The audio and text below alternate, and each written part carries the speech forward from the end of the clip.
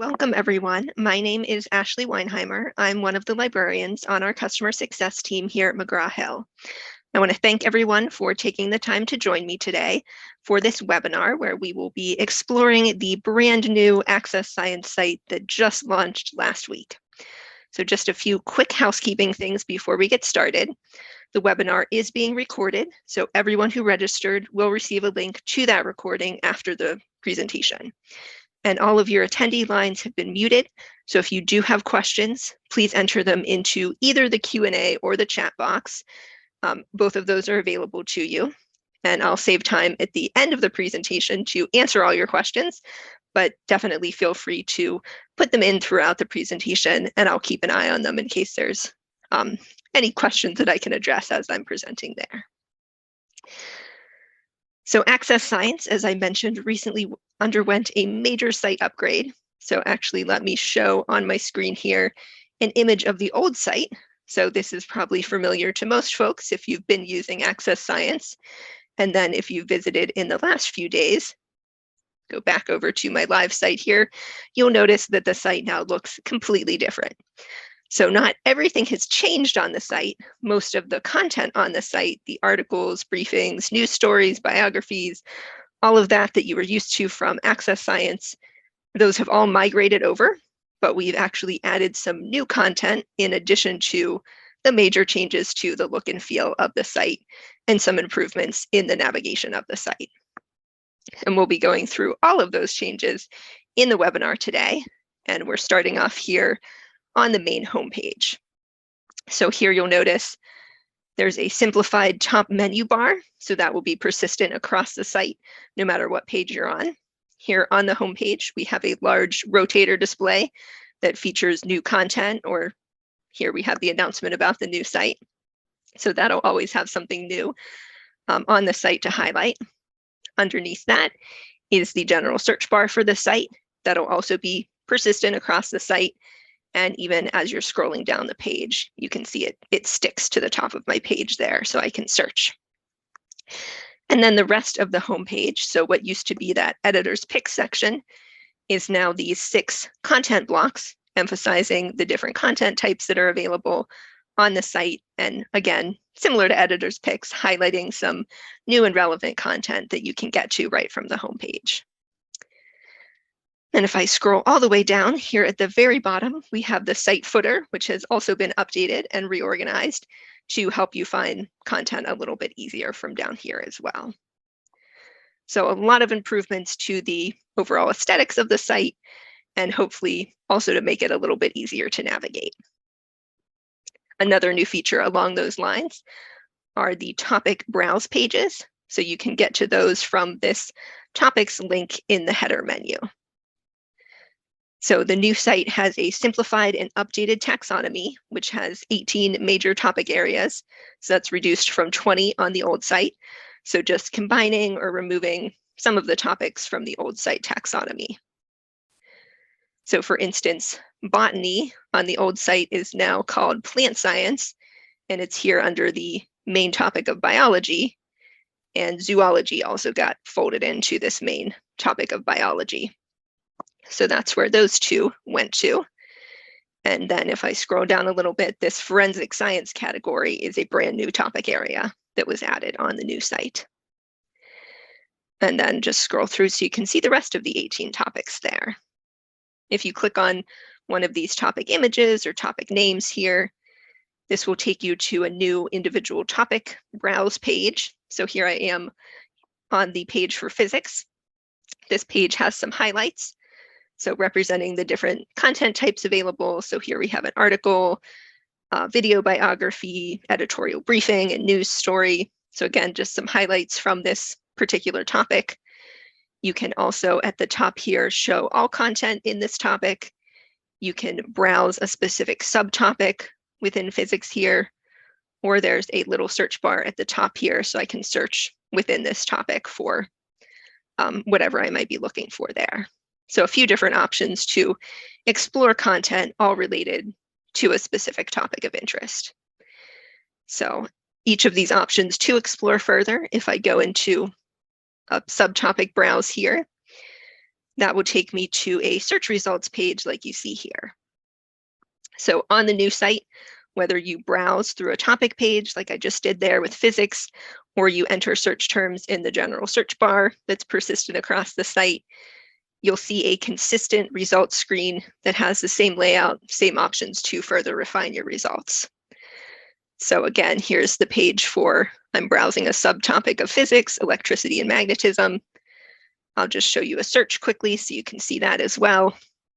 I'll again have type ahead offering suggestions there, or I can just hit enter on my search terms and just search for climate change here. So here at the top, I see my search terms and the total number of results, as well as the first result being a definition of my search term, like we saw on the old site. Then I have, again, my list of content. An update on the new site there is they'll now feature an image where available, as well as the title and short description. So you can see images from articles, or biographies will have a headshot. The books will have a book cover, so different images will appear there. And then on the left here, we have our filter options. So you can filter by content type, and some of these you'll see will expand, like biographies and news. I can sort of have subcategories there. And you can also filter by topics over here, which again, these will expand so I can get to the subtopics as well. So you can refine your results down a little bit further there. And each filter that I can apply from these filter boxes will have a number next to it. So you can see how many content items from my current results set are tagged to that specific filter. So I searched for climate change. There's 16 results in agriculture, forestry, and soils general there. And the new search on the site, so the new general search bar here does accept Boolean logic. So you can add and, or, not, quotations, wildcards, and the results that you see will be listed by relevancy based on your search terms. Anytime you do a search on the site, there is also the option here at the top of your search to save this search to your personal account. So I can go ahead and save that. And there will also be an option here to toggle on search alerts so that I'll get an email if there are new items added to the site that match my search terms, and I can set the frequency there too. So that's, again, a personal account feature. So the personal account is another site improvement. So if I go back up here to the site header, I'll log out for a second here so I can show you the login process. So that My Account button, from the main header here, you can get to your account from anywhere on the site. Again, if you're not logged in, it will take you to this page, this Manage Access window. So here you can see if you're logged in as your institution, giving you access. And then right below that is an option to log in via email username. This is where you'll log in or create your personal account. So to create a new account, you just go ahead and click register, fill out the required information here, and then you create your account at the bottom here. If you had an existing AccessScience account on the old site, you should be able to log in with your existing username and password. So I'll log into my existing account here. And the content from your old account on the old site, any bookmarks or saved searches, those will be migrated over as well. So that process of migration might not have happened quite yet for everyone. It is in process though, so check back to see if that populates for you. If you're finding it's not populating, your content isn't being carried over, you can reach out to customer success. We do have records of what was saved, so we can send you that information if needed. And just to note also, logging into this personal account does not replace authenticating through your institution. So you must still be authenticated through your institution's subscription to access the content. The personal account just allows you to do a few extra things on the site, like saving content, creating alerts. So it's just an extra optional feature. It's not an authentication feature. So that's the same as the old site as well. Okay, so now that I'm logged in, I can see that my account, what was a button here, is now a drop-down menu. and I can get to all of the different things that I've saved to my account. So again, you can bookmark items. That's the same as the old site. You can now create labels or folders, so you can store your saved items by class or by topic, however you want to arrange them.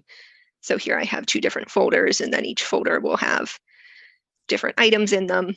So that's another way to organize your content. You can also save searches, as I mentioned, so you can run those again from your account here, or you can turn on or off the email alerts that I mentioned. And I'll talk about some of these other account features when we're on the content pages and can see how you can apply those bookmarks and all of that.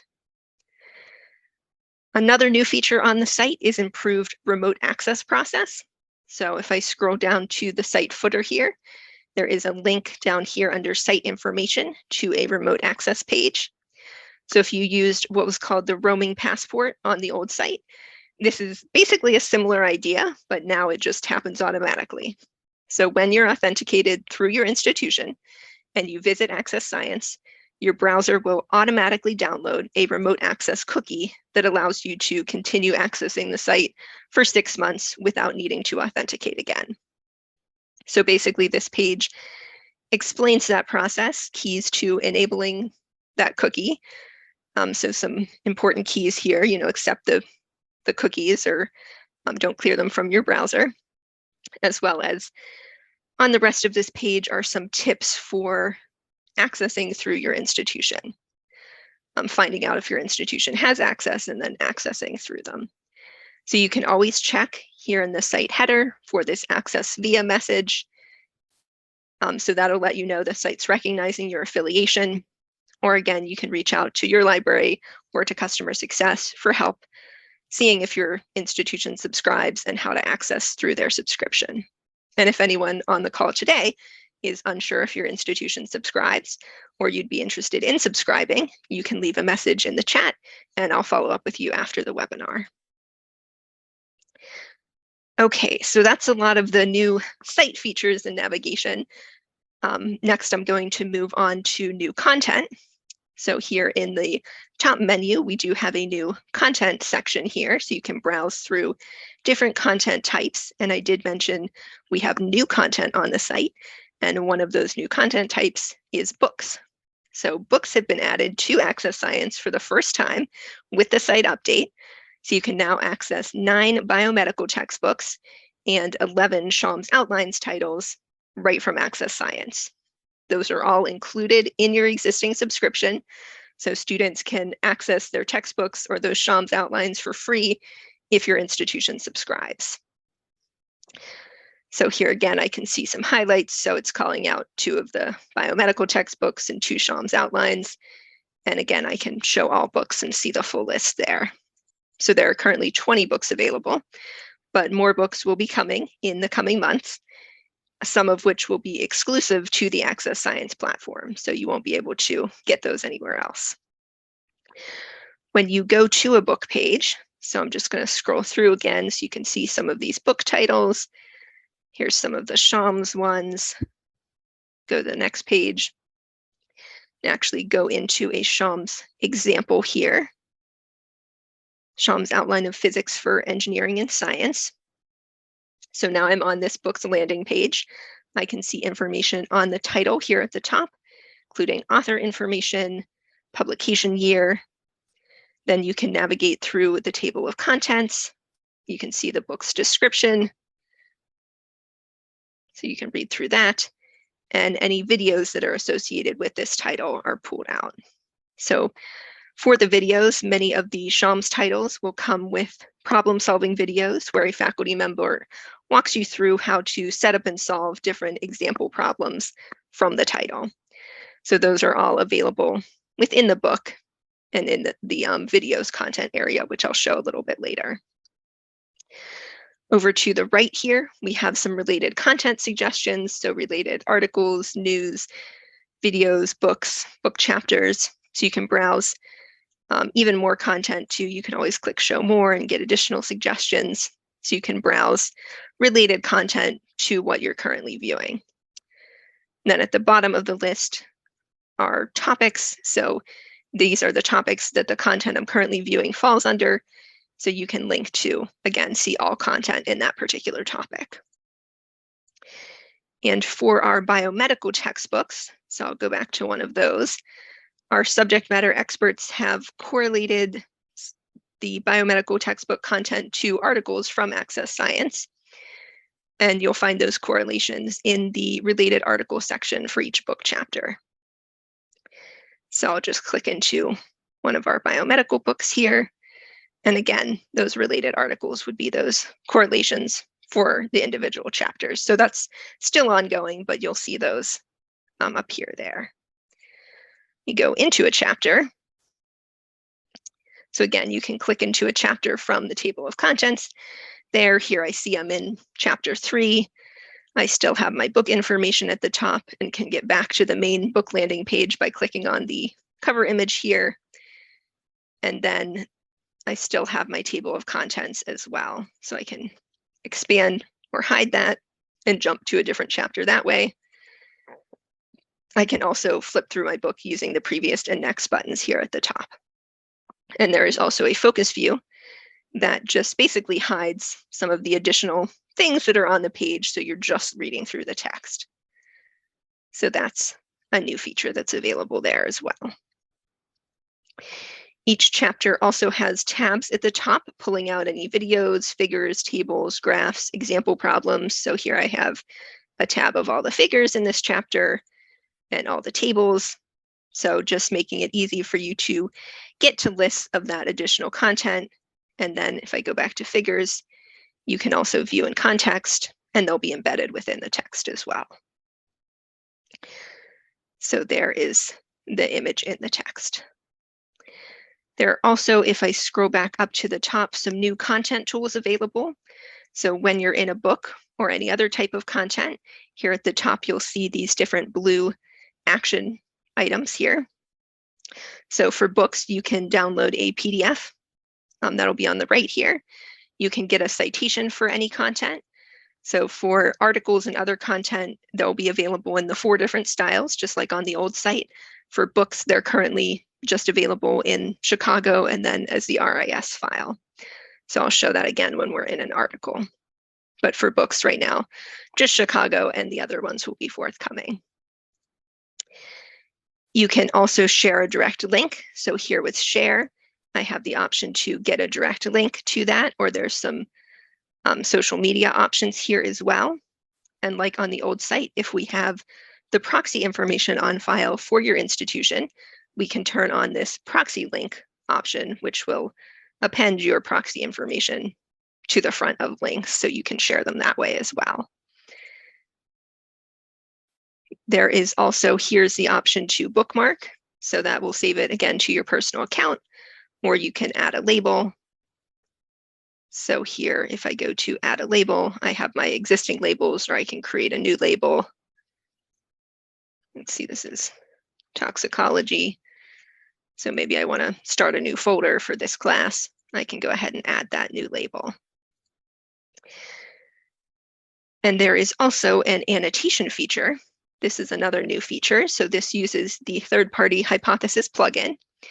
Hypothesis is an open source annotation tool. It can be used across any web-based resource. So it's not tied to AccessScience or McGraw-Hill products.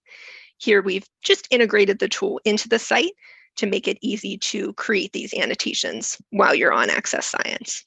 So since it is a third-party tool, you would need to create an account with Hypothesis. That would be separate from your AccessScience account that I mentioned, but there is information on how to do so in this pop-up window when you click that annotation button. So I'll go ahead and open Hypothesis. Here I've created my account, I'm logged in. I can see any existing annotations I've made on this content. So I can click on that and see what specific text I annotated. And now that I'm logged in, if I go into the text, I'll have the option to add a new annotation or highlight there. So I can type my comment here. Anytime you create an annotation with Hypothesis, you always have the choice to post it privately. So here I can select only me. That's my private annotation. Nobody else can see it. but I can also create groups and share annotations with members of that group. So again, here I can add comments, I can add links to other resources, I can embed YouTube videos, and then everyone in my group that I post it to would be able to see my annotations. They can add their own annotations that I can see. We can respond to each other's annotations. So I can hit reply on an existing annotation and post that as well. So as a faculty member, you can post discussion questions or additional resources, or your students can create study or project groups, and they can collaborate right here alongside the text they're referencing. So that's a very useful feature of that annotation tool. And here at the top of my annotation tool is the group menu. So I can see all the different groups I'm a part of. I can switch between those groups depending on where I want to post my annotation. And if I'm not part of a group yet, I can easily create a new private group with this option at the bottom. And then for existing groups, you can link over to view everything posted to that group, again, from anywhere on the internet. And you can also easily copy the invitation link to invite your students or colleagues there. So that is the hypothesis annotation tool that, again, will be available on all content on AccessScience now. Okay, so that was the book content. Again, that's the new content on the site. Let's move on to some of the other content types, which were all existing content types on the old site. So if I go to, again, my content menu here, go into the news category. So this is a new category that combines editorial briefings, which were previously just called briefings, and news stories here. And you'll see there will be little information buttons so you can get more information on what the different content types are. So again, I'm on this content page where I can see popular content in each of these categories, or you can, again, browse all by topic here on the side with my topic menu. The editorial briefings, I'll click into one of those. These are written by our AccessScience editors, and they are high-level overviews or summaries of a new development or discovery. So they're typically about 3 to 4 paragraphs long, written to be a little more engaging and concise than the in-depth articles on the site, and they focus on timely content rather than a broad overview of a topic. So they serve to bring the reader deeper into the core content because you can see they are cross-referenced to those more in-depth articles throughout. So I can link to articles at the end of my different paragraphs here. So these can be useful for faculty looking to bring in something new and relevant to a class, to show the application of a concept, or to supplement a topic that you're teaching. And AccessScience publishes, on average, 2 editorial briefings each month. If I go back to my content page, so the other content type here are the news stories. So this is curated content from Science News Magazine, which is an independent source of accurate information. So you can see that information and link here at the top. And these are even more informal than the editorial briefings, but they can also serve to show the relevance of science to students' lives. And these are also published a little more frequently than briefings. So there's about 2 news stories per week. And again, here I'm in a news story content page, so I can read through the news story here. And I have the same content tools at the top here, and then also my related content on the side. So those features will be consistent across all the different content types on the site. Okay, let me next go into articles. So again, I can get to the same content page from my content menu there, where I have the different highlights. I can browse by topic, I can search for an article, or I can just show all articles. I'll again just open a highlighted one here. So these are the same in-depth look at different scientific concepts from the old site.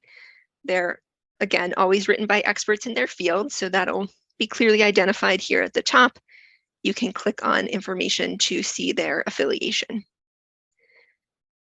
And the major changes to the articles were basically, again, to the look and feel of the articles rather than the content itself. So the articles will feature a collapsible table of contents, similar to what we saw in books. So you can jump to different sections of the article from there, or you can hide that. There will also be tabs across the top. So again, pulling out any additional features like figures and tables, so you can get to all of those easily from this tab without scrolling through the whole article. The related primary literature section that appears at the bottom of articles is now also pulled out on its own tab here, again, just for easy access. And this section links out to relevant journal articles on the topic being discussed. And then if there is a self-test, a self-assessment reflection questions available, the test your understanding sections, that will also be pulled out on a tab here, so you can, again, easily access that. So these, again, were available on the old site, and they're just for students to check their understanding or get ideas for further research, or for faculty can use these for quizzes or discussion questions. And again, same content tools here at the top and related content on the side. And in the article itself, it will also have cross-references to other articles in the See Also sections that you see here. Okay, moving on to another content type. Here under biographies, we still have the text and video biographies. So same content from the old site, it's just classified for you a little more plainly. So now you can use this content page and you can browse through all the text biographies with Show All here, or all the video biographies, similarly with Show All there. Or you can, again, browse by topic for text and video biographies together there. And then under videos, in addition to the videos from the old site on the chemistry of everyday life, so here's an example of that, and the biology animations, you can now also find videos from the Schaum's titles.